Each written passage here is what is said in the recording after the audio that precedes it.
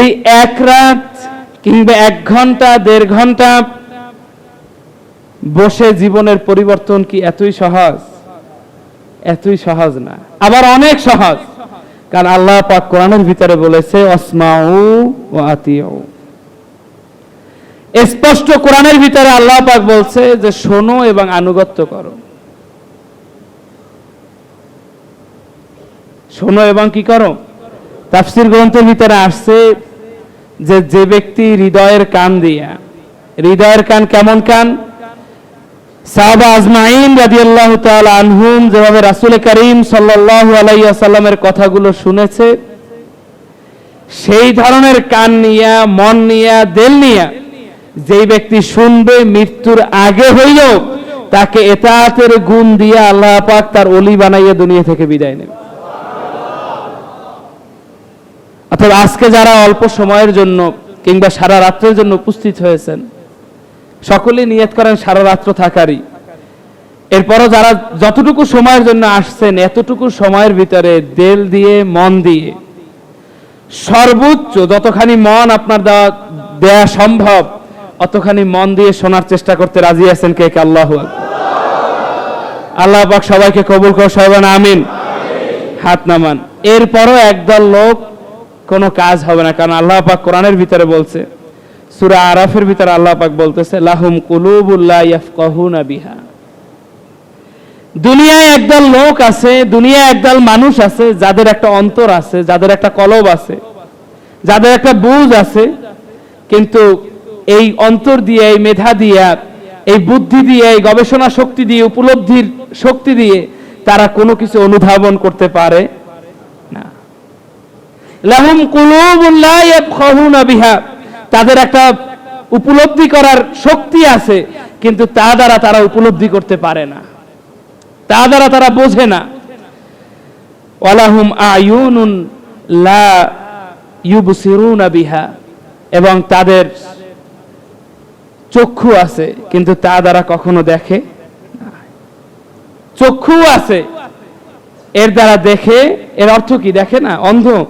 অন্ধ না, এর দ্বারা সত্য দেখে কিন্তু সত্য উপলব্ধি করে না। আগের আয়াতেরই আল্লাহ পাক আরো বিস্তারিত, আরো ব্যাখ্যামূলক ভাবে বলতেছেন ওয়ালাহুম আযানুন লা ইয়াসমাউনা বিহা, এবং তাদের আছে কান, কিন্তু এই কান দিয়ে কোনোদিন শোনে না। এর অর্থ তারা বধির নয়, এর অর্থ তারা কালা নয়, এগুলো সবই শোনে, কিন্তু এগুলো তারা আয়ত্ত করার চেষ্টা করে। তাদের পরিচয়, এই সিফাতগুলো বর্ণনা করে, এই গুণাবলী বর্ণনা করে, এরপর তাদের পরিচয় তুলে ধরছে। এই গুণাবলী থাকলে কি হয়? এই গুণাবলী থাকলে হয় উলাইকা কাল আনআম, এরা শুনবে, দেখবে, এদের হৃদয় আছে কিন্তু উপলব্ধি করবে না। এই স্বভাবের মানুষগুলো হচ্ছে কাল আনআম, চতুষ্পদ জানোয়ারের মতো। কিসের মতো? সবাই একটু বলেন। জানোয়ারের মতো। এদের অনেক জ্ঞান থাকতে পারে, অনেক বুদ্ধি থাকতে পারে, অনেক বড় মানুষ হইতে পারে, কিন্তু এই যে উপলব্ধি, বিবেকটা হারাইয়ে ফেলাইছে, বিবেক হারানোর সাথে সাথে সে জানোয়ারের মতো হয়েছে। আল্লাহ পাক এখানেই থামে নাই, এরপর বলতেছে বালহুম আদল, এরা জানোয়ার নয়, এরা শুধু জানোয়ার নয়, এরা এই জানোয়ারের চাইতেও নিকৃষ্ট। কেমন কথা আল্লাহ পাক বললেন? মানুষদের শুধু এই সিফাতগুলো না থাকার কারণে জানোয়ারের চাইতেও নিকৃষ্ট। এ কেমন কথা হলো? এ বলার কারণ হয়েছে, এই চক্ষু কি কুকুর শিয়ালের নাই? নাই। এই মাথায় কম বেশি বুদ্ধি কুকুর শিয়ালের নাই? চতুষ্পদ জন্তুর কি কান নাই? চতুষ্পদ জন্তুর কি জিহ্বা নাই, দাঁত নাই? আমাদের চাইতে হাত, পা, চক্ষু, নাসিকা এতে অনেক বেশি পাওয়ারফুল। একটা শকুন হাজার হাজার কিলোমিটার উপর থেকে তার শিকার দেখতে পায়। একটা বাঘের এই দাঁতে যে পরিমাণ শক্তি, তার কয়েক ভাগের 10 ভাগের 1 ভাগও মনে হয় আমাদের চোয়ালে নাই। এভাবে প্রাণীর ভিতরে যা আছে তাদের অনেক বেশি আছে আমাদের চেয়ে, কিন্তু আমাদের আছে একটি বিবেক, তাদের সেই বিবেকটা নাই।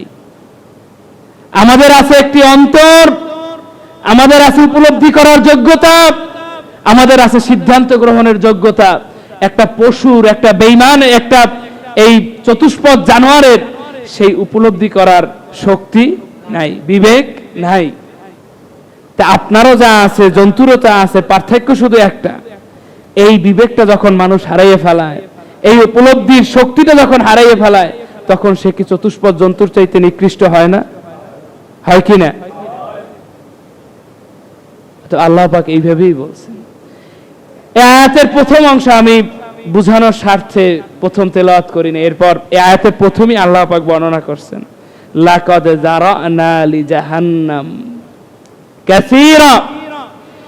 এই যে জেনে রাখো, একদম অকাট্য সত্য, ধ্রুব সত্য, এই যে এই সমস্ত মানুষগুলোকে, এই সমস্ত সৃষ্টিগুলোকে আমি সৃষ্টি করছি জাহান্নামের জন্য।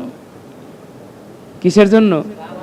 যাদের বোঝার শক্তি নাই, যাদের বিবেকে নাই, যারা শুনেও শোনে না, দেখেও দেখে না, যাদের সামনে বলার পরেও, যৌক্তিক হওয়ার পরেও, দালিলিক হওয়ার পরেও তা গ্রহণ করে না, তাদের ঠিকানা কোথায়?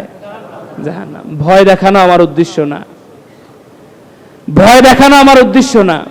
আপনার বিবেকের কাছে প্রশ্ন করেন, জীবনে শত শত, আমি প্রত্যেক আলোচনার শুরুতে বলি, জীবনে শত শত ওয়াজ নসিহত শুনেছেন। আজকে কারো বয়স 40, 50, 60, 70 বা যুবক বয়সী আছেন, শত শত আলোচনা শুনেছেন, হাজার হাজার আলোচনা শুনেছেন। জীবন থেকে যদি 20 বছর বয়স হয়, 20টা শবে বরাত আপনি অতিবাহিত করেছেন। যদি 40 বছর বয়স হয়, 40টা শবে বরাত আপনি অতিবাহিত করেছেন। যদি 60 বছর বয়স হয়, 60টা শবে বরাত আপনি অতিবাহিত করেছেন। কিন্তু এই 60টা, 70টা, 80টা, 90টা, 100টা শবে বরাত অতিবাহিত করে আপনি আপনার জীবনের ভিতরে কি পরিবর্তন ঘটাইছেন? এই একটা শবে বরাত থেকে তো কত মানুষ আল্লাহ পাকের ওলি হয়ে গেল, কত মানুষ তো মাওলাকে পেয়ে গেল, কত মানুষ তো তার গুনাহগুলোকে মাফ করাইলো। আপনি এতগুলো শবে বরাত পাইয়া আপনি আপনার জীবনের ভিতরে কি পরিবর্তন করতে পারছেন?